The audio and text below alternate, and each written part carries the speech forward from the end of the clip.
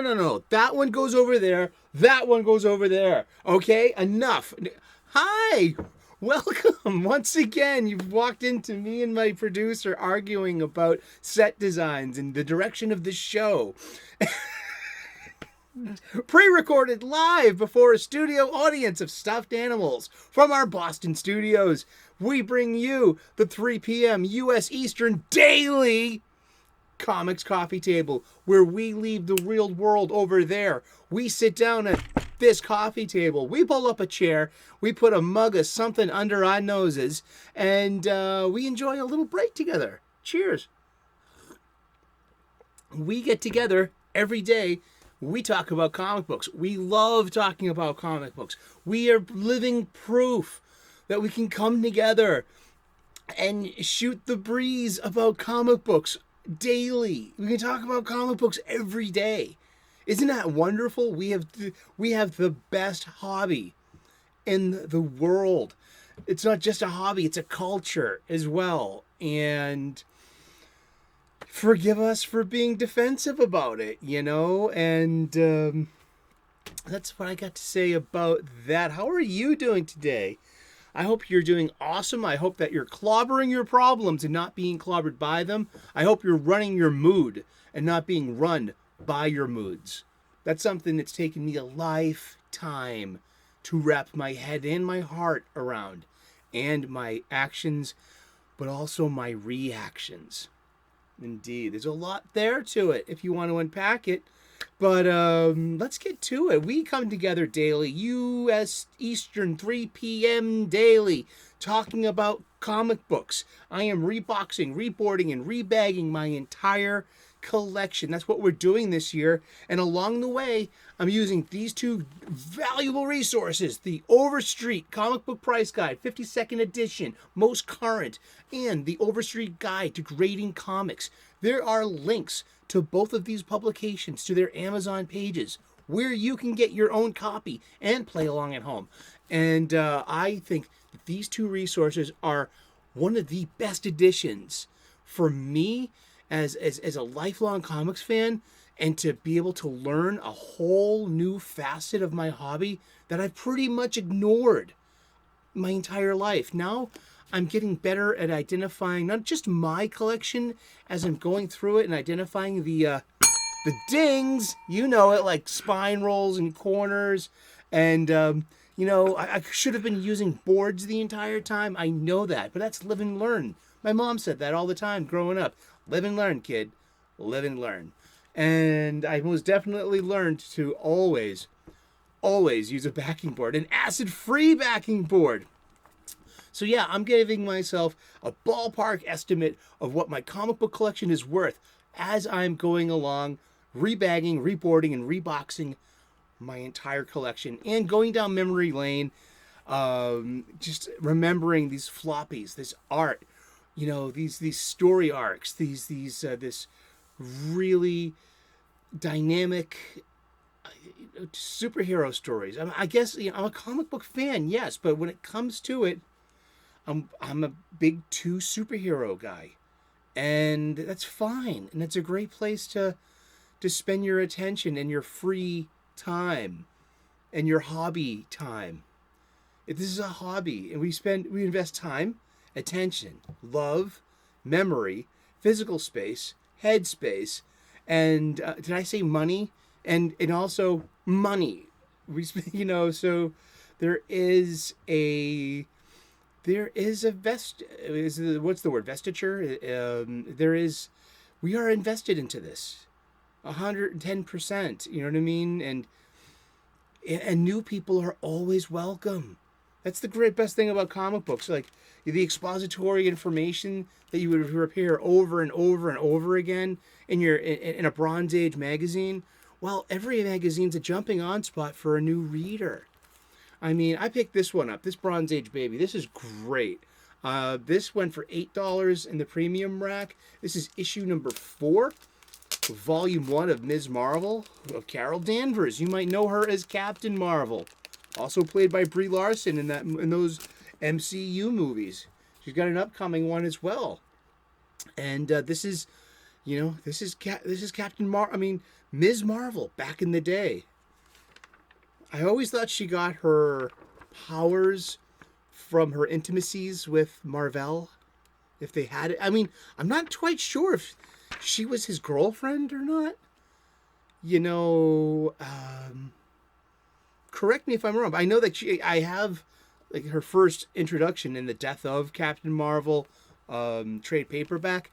So you see Sharon's first appearance, and so she's always been a likable but tough lady. Yeah, and but she was always likable though, and she's very likable in this. This 1976 funny book, written by Chris Claremont. Wow. Art by Jim Mooney and Joe Sinott.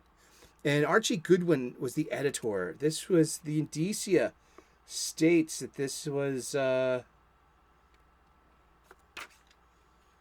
April of 1977. 1977, yeah.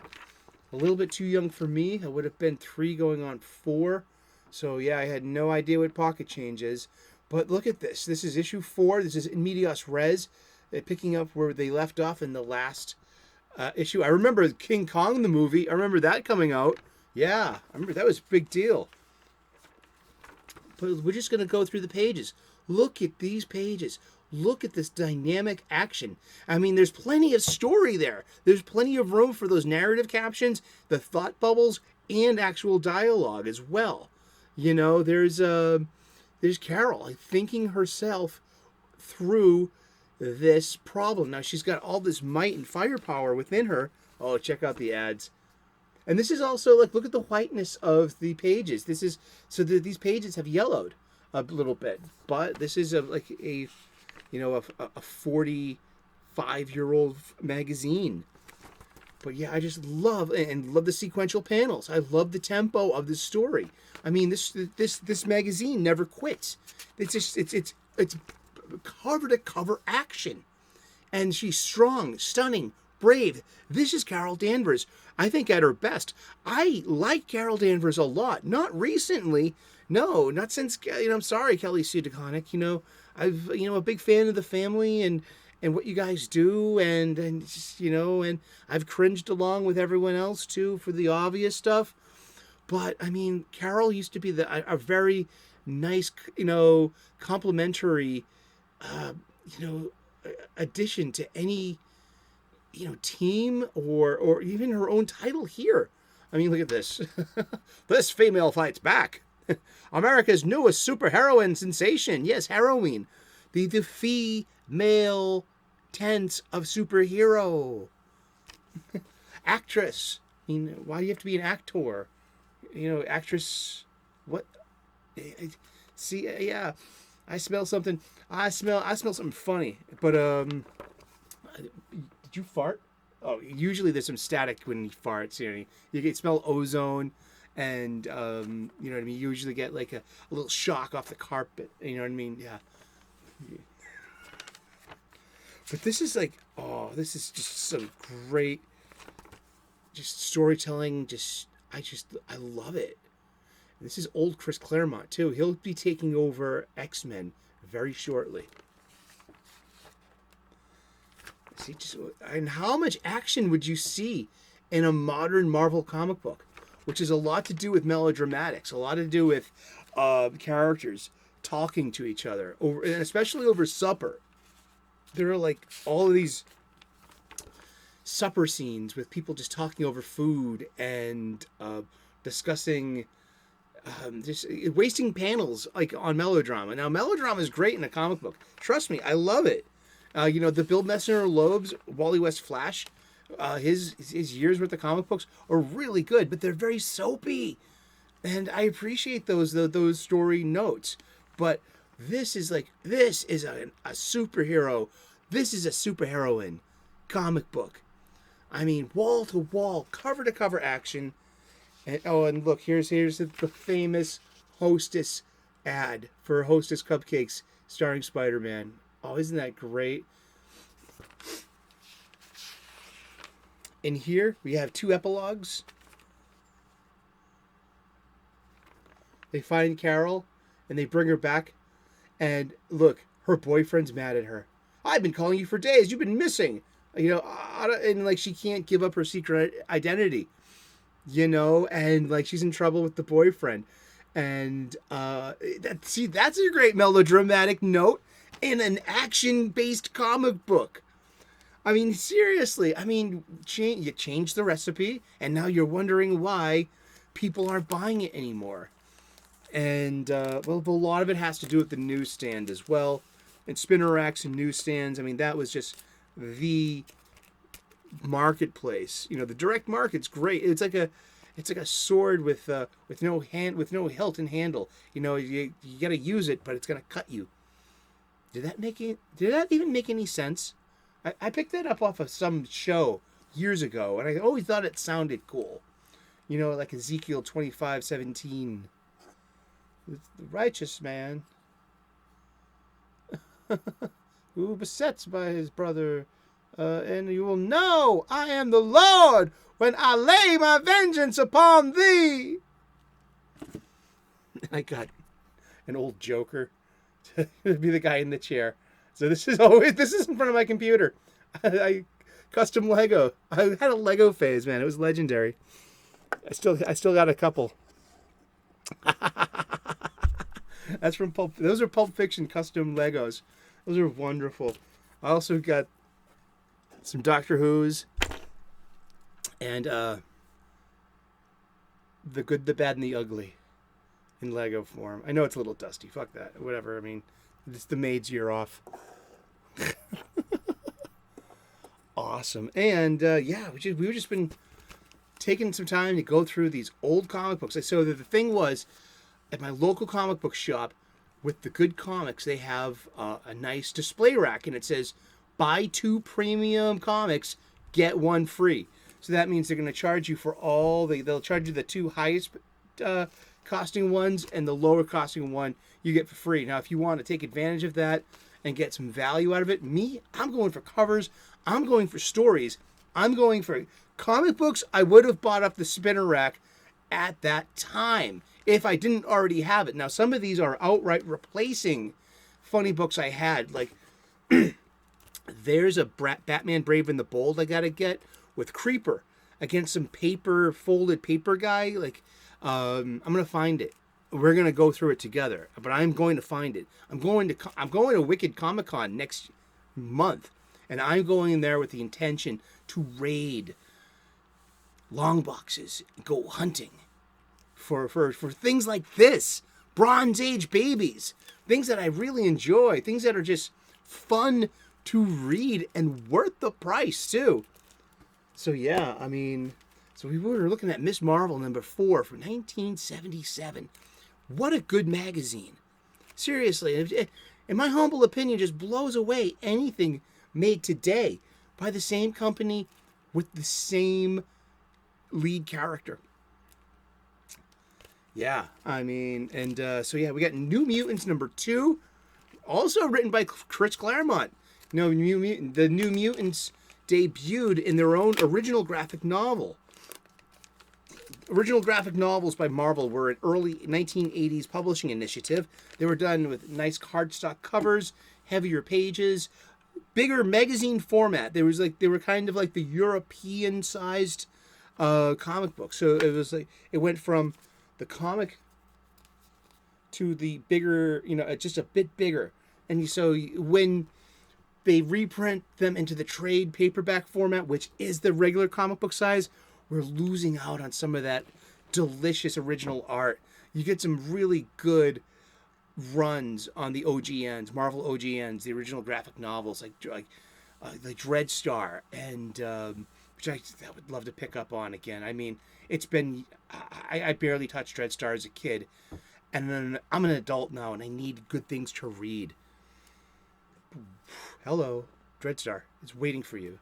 But God Loves, Man Kills, the X-Men. They're like the first real, while Alan Moore was busy tinkering around with Marvel Man, making him dark, I think Chris Claremont was picking up on that vibe across the pond and made his own version of that using the usually bright, sunny characters of the X-Men in a real, intersected with real world kind of allegory with about the religious right and the religious, the power of zealotry and the power of othering as well, with mutants being a marginalized people. Now, I mean, if marginalized people want to, claim ownership over in the X-Men, I'll fight you for them. Seriously. Want a duel? 10 paces? 30 paces? I just saw John Wick 4. What a good movie. Had a great time. It was in 2 hours and 49 minutes of runtime, and I hate badly paced movies. This movie had great pacing. Not a missed story beat, I felt. 2 hours and 49 minutes went by. I didn't, it was painless. I mean, I had to go to the bathroom once. I think I did it at a good part. But, no intermission. Yet, wow, it was over the top fun. It was really fun. It's unbelievable. It's literally unbelievable. But that's the world we're invited into, and see this, this superhero story of, and I'm like, I'm asking at the end of it, is he part cyborg? I didn't see John Wick's 2 or 3. And like, did we find out he's like a cyborg or an alien or super serum? He's like, no, he's just John Wick. And I'm like, damn, he took some beating. But there was some great tension built. I mean, I'm always saying about comic books that written for the trade, most of these stories lack an intrinsic tension. There's no danger. It's just all about going through the motions. That's the thing I hate most about modern comic books and modern stories. Now, am I enjoying them? Yeah. The art, the dialogue, the good use of familiar intellectual properties and old friends, like such as The Flash, Shazam, Green Lantern, Superman, you know what I mean? Batman, like returning them to some kind of, hey, look, you really wanted to make a change in the comics industry? Well, you did. You got people to stop buying it. We need those people back. We're gonna, we need them. They need us.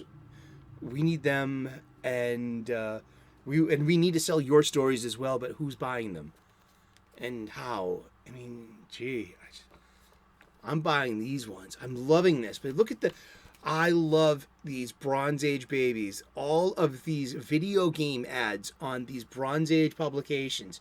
So wonderful. We can tell that this was a direct, this was a comic book store, a direct market. The UPC symbol with the barcode that you scan on the laser, that is for the newsstands. Indeed. We learn about comic books. But look at this. The cash for prizes. But also, listen, the Atari 2600. This is from 1983. Let's read the Indicia colophon. Everybody, to the Indicia colophon. April 1983. Cracker Jack. You might know her as Cracker Jane. And if she's been, if she's had her ethnicity changed to, Cracker is usually a pejorative for a Caucasian person. So, good luck with that. Have some Cracker Jane. What? Also, just remember that diversity, representation, and equality was invented in 2015. So this is actually some kind of some Yahtzee alt-right trap. This is recently produced. You can tell by how nice it is. There are like no dings. There's no spine roll involved. No dings. Ding. No dings. The corners are tight, but still, it's too nice to be an old funny book. This had to have been printed recently, and lying to us that you had such diversity and representation in 1983. No way. There's a country bumpkin and a Scottish girl, but we have a Native American or First Nations person. We have a South Asian person, and we have a Latino. It keeps going from there. And but we all know that before 2015, none of this existed. And the past needs to be fixed. And we're not going to fix it by inserting lies and printing up fake comic books to try to prove some point that it existed in the past. What? Pika says I'm in skit coma and that I'm actually scaring some of you people. I'm so sorry about that. I'm just sticking to the script. I'm just simply the talent. I am asked to elaborate on your bad handwriting. But yeah, story by Chris Claremont. Art by Bob McLeod. And Glennis Wine, the colorist. Tom Morichowski is the letterer. He remains a constant in my experience as being an X-Men and New Mutants fan. His lettering. I love Tom Morichowski's lettering. And Louise Jones is the editor of the X titles. Louise Jones, who shortly will marry Walter Simonson, and you might know her as Wheezy Simonson, Louise Simonson. Louise Jones was the editor for the early 80s and handed that over to Annie Nocenti.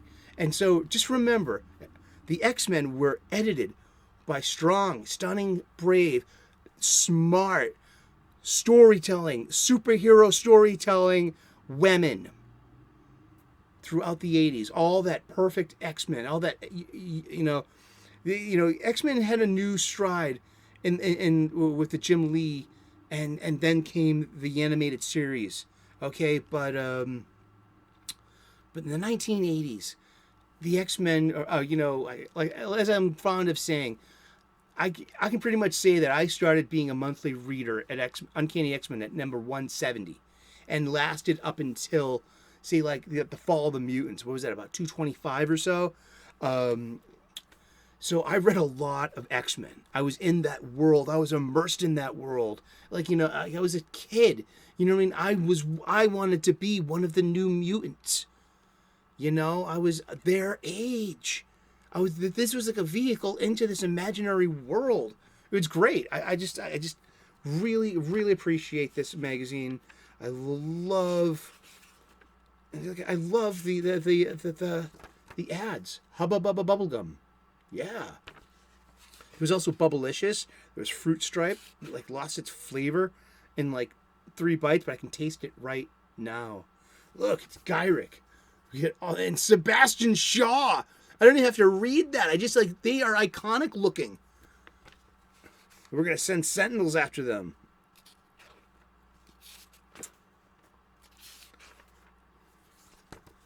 I love Sentinels. And I love it when they're not too big. They're supposed to I think they're supposed to make, they're like a 1/3 scale. I mean, humans are 1/3 of the height of a Sentinel. So when a Sentinel picks you up, it's kind of like an adult picking up a toddler in a way, or picking up a large doll.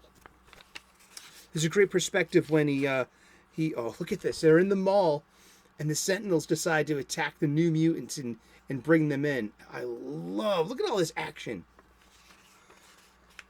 But it's also, saving the innocent people around you. But look, so Sam Guthrie gets frozen in midair, and there's some good perspective. Now there's your scale. Now Sentinels are supposed to be giant, but they're not like Gundam size. They're not like giant robo-sized. If you're familiar with the Japanese stable of giant robots and mechs, they're just, I think they're just supposed to be like giants. To easily corral normal, typical size humans. Yeah. And here's our Marvel checklist. Kazar, Daredevil 193, Dark Crystal 1. Oh gosh, I think I remember having that. I do remember having Indiana Jones number 4. Tell you that much. X-Men 168. I might have ROM 41 still. G.I. Joe number 10. I'm a couple of issues away from starting my mail-in subscription, which starts at issue number 15 from me. And I had G.I. Joe for about maybe 2 or 3 years mailed to me. And thank you, Mom, for doing that. What if? What if the Marvel superheroes faced old age? That's a good what if. What if this never-ending story had an end by making them age. Didn't they do that in the MCU when you're tied to these actors? You know, we've been doing these movies now for since 2008. We've been doing these movies for 15 years. Iron Man 1 came out in 2008. I mean, Robert Downey Jr., God bless him, he's looking his age. I'm going to look my age one day, too. It'll be pretty, don't worry. But yeah, I mean, in this, yeah, I love spending time and attention on this kind of magazine. This totally makes up for my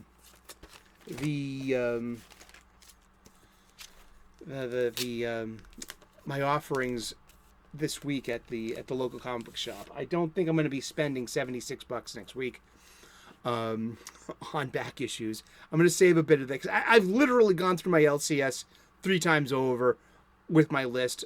I think I've got everything I'm going to get from that store, and you know, unless I start special ordering stuff. But we touched upon this real quick. This is Batman 618 from October of 2003. I got this because of the Jim Lee art. I got this because I'm a huge Jason Todd fan. Batman is right, because he's been taking the cue from Bane and breaking the bat. Batman and Bane, the City of Bane, that was not City of Bane. That's completely different. Bane basically opened up Arkham Asylum and had every one of Batman's rogues hit him one after the other. So Batman, at his weakest point, comes staggering home to the to stately Wayne Manor, only to find Bane waiting to kick his ass and break his back. Thank you, Chuck Dixon. Thank you, Graham Nolan. And but so Hush takes the same page. So he has basically Jeff Loeb does the same kind of thing that Chuck Dixon did. We're gonna throw Batman through a gauntlet of his greatest adversaries and psychologically kind of mess with him. And because the new big bad introduced in this is Hush. It's how to spoil a 20-year-old story. Who is Hush? Why is Hush? How is Hush? Go pick up your own copy. But these floppies, when they came out, it was just plain old Batman 618. Going back to what, Batman 608? But it was just Jim Lee, Jeff Loeb, Scott Williams on Batman. It was just like the world was my comic world was on fire, man. These were great times. Now, and check out the art. This is Tomb Raider, but it's advertising 3 things at once. Tomb Raider the movie that's coming out in theaters July 25th of 2023. Lara Croft. Here, there's the beautiful Angelina Jolie, actress at a certain age, comfortable with her body, allowing it to be photographed as this character of Lara Croft, of whom she played very well. And also Milk. It does a body good. Pass it on. There's no irony with the Milk mustache. There is just, I know in the past 20 years, the hub is really ruined, or is a kind of everything. What has ruined the internet? Yeah, pretty much the hub. Hubba. No, thanks. But this Jim Lee art, I'm a huge Jason Todd fan, and this was the first clue that Jason Todd was returning. I love the design of this Jason Todd outfit. And here's the best. The better one is in the last issue, the last page, the reveal of who it is. But I love that. I think that Jason should ditch the Red Hood and become Black Robin and adopt this outfit. I love this outfit. I wish, Hush kind of used this in a way. He put an H where the R is, the Robin R. But I really, really adored this look. I thought it was so wicked neat. And but look at this. I got this just strictly for the Jim Lee art. This is $17 in this condition. It's in great condition. No dings.